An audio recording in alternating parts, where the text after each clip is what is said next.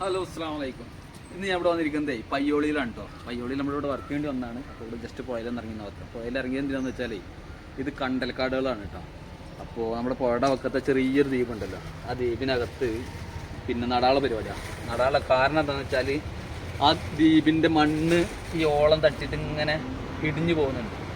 അപ്പോൾ എൻ്റെ അടുത്ത് നഴ്സറി എന്നുള്ള ഒന്നുണ്ട് ആൾക്കാർ പറഞ്ഞേ അത് തിണ്ട് ഇടിഞ്ഞു പോകാതിരിക്കാൻ നമ്മൾ കണ്ടൽക്കാടുകൾ വെച്ച് പിടിപ്പിക്കലാണ് നല്ലതെന്ന് അറിയാം.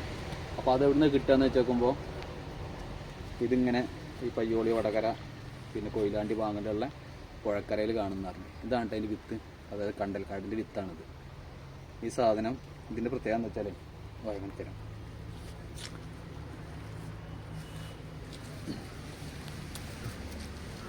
ഇതിൻ്റെ വിത്ത് കൊഴിഞ്ഞിട്ടേ വെള്ളത്തിൽ വീണ് കഴിഞ്ഞാൽ ഇത് കിടക്കുന്ന ഷേപ്പ് എങ്ങനെയാണെന്നറിയാം.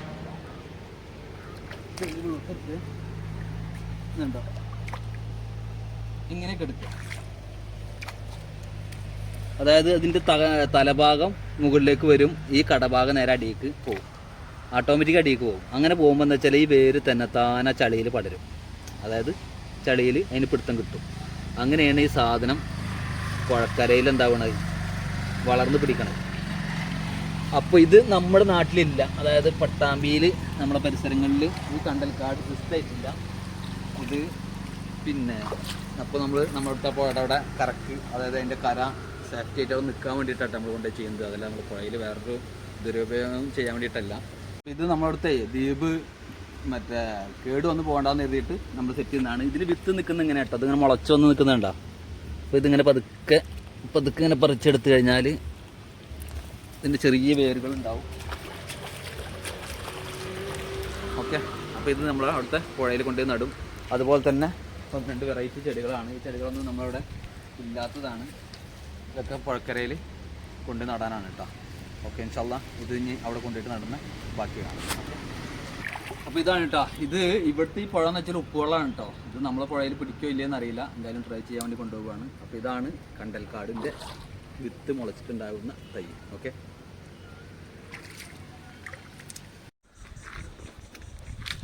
അങ്ങനെ ഞങ്ങളെ ഇന്നലെ കണ്ടൽക്കാടുകളിൽ ചെടി പറത്തി കൊടുത്തിട്ട് ഇവിടെ ടാങ്കിലിട്ടിരിക്കുക കേട്ടോ. ടാങ്കിലിട്ടിരിക്കുന്നത് വെച്ചാൽ കൊടുന്ന ചെടി വാരി പോകാൻ കണ്ടിട്ടാണ്. കാരണം ഇന്നലെ എത്തിയത് രാത്രിയിലാണ്, അതുകൊണ്ട് തന്നെ രാത്രിയിൽ ചെടി നടാൻ പറ്റിയില്ല.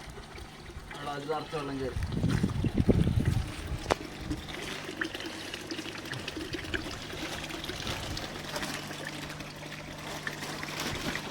അപ്പോഴേ മീൻ കേറിക്കണ രാത്രിയിൽ കൊടുന്ന കാരണം ചെടി നടാൻ പറ്റിയിട്ടുണ്ടായിരുന്നില്ല. അപ്പോൾ നമ്മൾ എന്താക്കിയത് കേട് വരണ്ടെന്ന് എഴുതിയിട്ട് ഞാൻ മീനിൻ്റെ ടാങ്കിൽ ടച്ചാണ്. അപ്പോൾ ഇതിന് ഇവിടെ നിന്ന് കൊണ്ടുപോയിട്ടുണ്ട്, കുറച്ചൊക്കെ വാടിയിട്ടുണ്ട് അല്ലേ. അപ്പോൾ കൊണ്ടുപോകല്ലേ. ഇത് അവിടുത്തെ പുഴയിൽ കാണുന്നൊരു വെറൈറ്റി ചെടികളാണ് കേട്ടോ. ഇതൊക്കെ നമ്മൾ ആ ദ്വീപിൻ്റെ ചുറ്റുഭാഗം ഇടും. ഇതാണ് നമ്മുടെ കണ്ടൽക്കാടിലെ വിത്ത് മുളച്ചുണ്ടായത് കേട്ടോ. എന്തായാലും നമ്മളെ നാട്ടിലില്ല, ഇത് നമ്മളെ ഈ പുഴക്കരയിൽ ഇനി കൊണ്ടുപോയി നടാനുള്ള പരിപാടിയാണ്. കാണിച്ചത്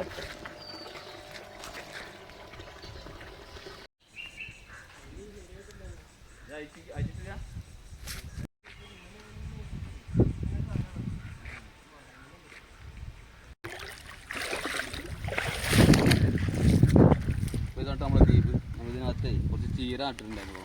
ചീര എന്ന് വെച്ചാൽ ചീരയുടെ വിത്ത് വാരിയിട്ട് ഇങ്ങനെ വെതറിയതാണ്. ചുവന്ന ചീര കുറച്ച് പടർന്നിട്ടുണ്ട് കേട്ടോ. അപ്പോൾ നമുക്ക് ഇതൊന്നും സംഭവം അറിയോ എന്നിട്ട് ഈ കാണുന്ന കര ഈ വെള്ളത്തിൻ്റെ ഓളം തട്ടിയിട്ടേ ഇങ്ങനെ ഇടിഞ്ഞിടിഞ്ഞ് പോയായിരുന്നു. അപ്പോൾ ഇവിടെ ശരിക്കും ഈ നായ്ക്കരിമ്പ് കണ്ടമാൻ ഉണ്ടായിരുന്നു. ഇതാണ് നായ്ക്കരിമ്പ് കേട്ടോ. ഇതോടെ കണ്ടമാൻ ഉണ്ടായിരുന്നു. അപ്പോൾ നമ്മളെന്താക്കി അത് ഇതൊന്ന് വൃത്തിയാകാൻ വേണ്ടി ശരിക്കും വെട്ടി കളഞ്ഞ് നോക്കുമ്പോൾ ഇതുപോലെ തിണ്ട് ഇടിഞ്ഞ് പോകുന്നതാണ്.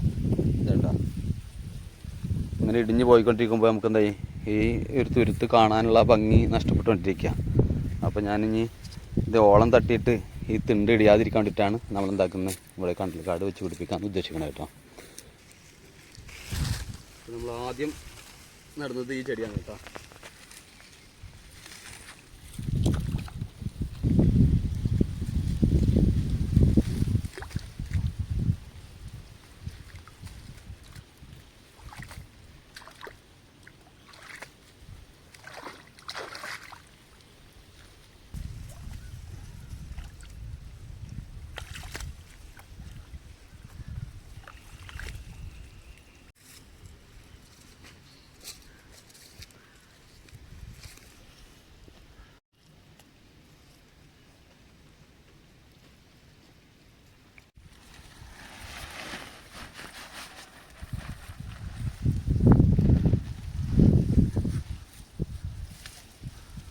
അപ്പോൾ ഈ വേരുള്ളതൊക്കെ മണ്ണിനകത്ത് കുഴിച്ചിടാം. ബാക്കിയൊക്കെ സാധാരണ നമ്മൾ അവിടെ പുഴയിൽ കണ്ട പോലെ വെറുതെ ഇട്ട് വെക്കാം കേട്ടോ. കാരണം വെറുതെ ഇട്ട് വെച്ച് കഴിഞ്ഞാൽ പതുക്കെ വേരിറങ്ങുന്ന രീതി അവിടെ കണ്ടിട്ടുള്ളത്.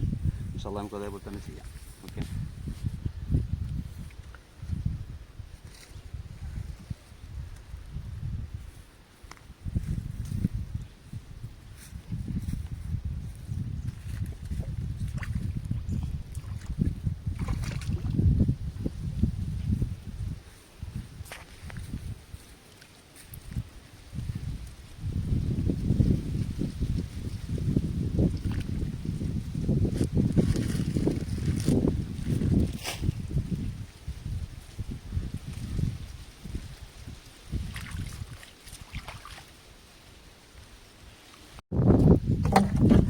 നമ്മളിവിടെ ആദ്യം മീൻ പിടിക്കാൻ വേണ്ടിയിട്ട് ഉണ്ടാക്കിയതാണ്. പക്ഷെ അത് ചങ്കിയുടെ ചാക്കൊക്കെ കീറിയപ്പോൾ ഈ മുളകളൊക്കെ എന്തായി വെറുതായിപ്പോയി. അപ്പോൾ ഇനി ഈ മുള നമുക്കതിലേക്ക് റീയൂസ് ചെയ്യാം. അതല്ലെങ്കിൽ വേറെ ലാസ്റ്റ്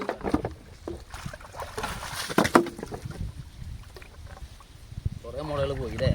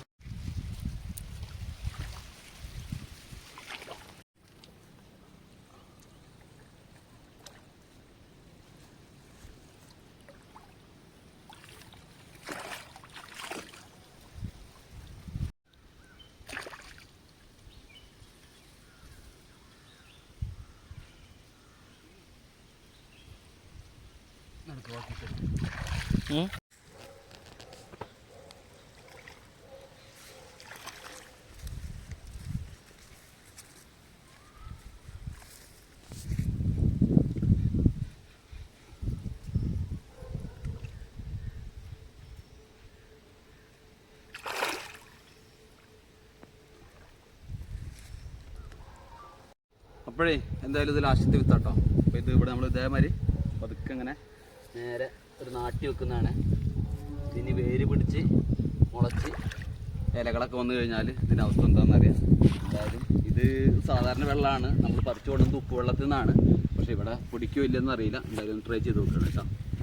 അപ്പോൾ ഓക്കെ, ഇൻഷാ അല്ലാഹ് ഇനി ഇത് ബാക്കി വളർന്നതിന് ശേഷം കാണിക്കാം കേട്ടോ. ഓക്കെ.